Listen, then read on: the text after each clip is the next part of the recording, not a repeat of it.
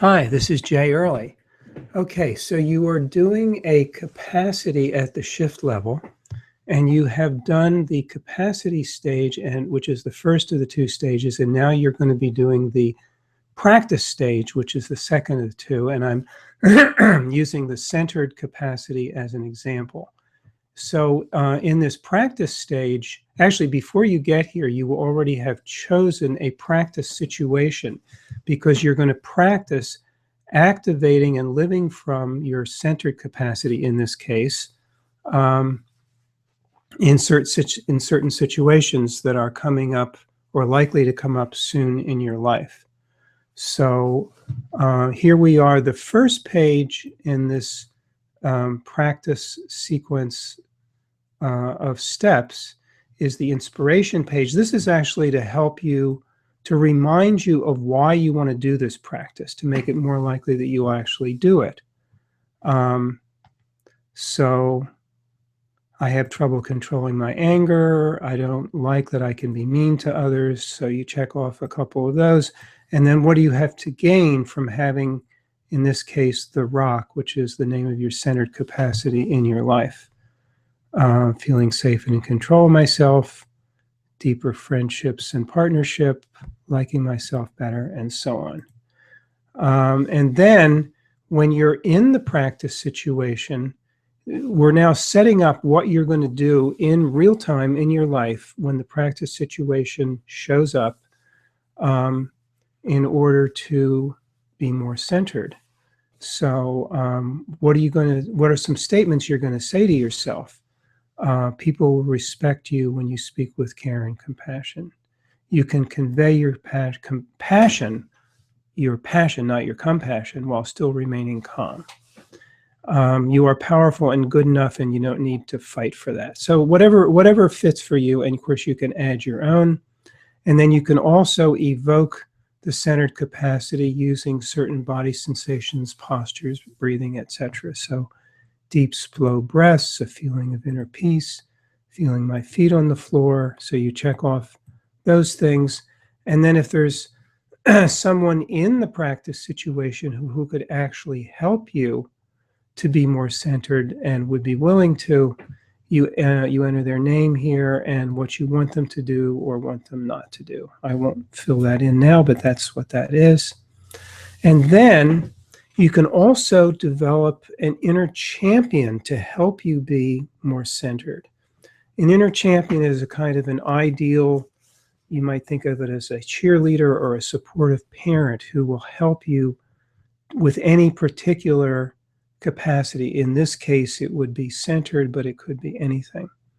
And so you can click here to actually do a little guided meditation to help you access the sources of your inner champion, and then you can choose a name for your centered inner champion, which might be relaxation mentor, or you can choose your own, of course.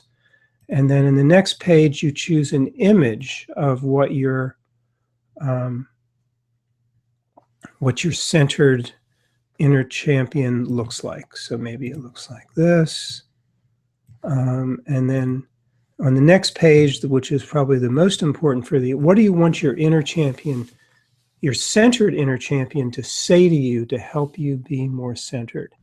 You can take care of yourself without getting riled up. You can channel your anger into strength. People hurt you because of their own hidden hurts, and so on. So you check whatever you think will help you to be more centered, that you'd like to hear. And then you can actually do a guided meditation to help activate your centered inner champion. And then you've got a practice plan. You've made all your plans for how you're going to do the practice. And here is all those things that you say you checked off or wrote out are in here, so you can print this out or have it available on any device.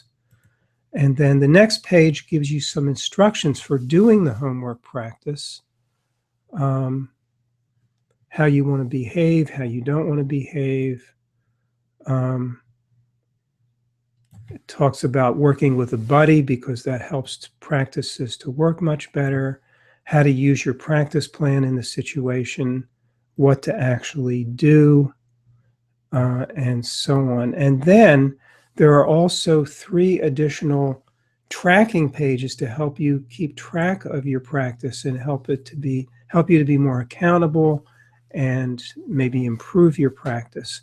So these are some instructions for doing that.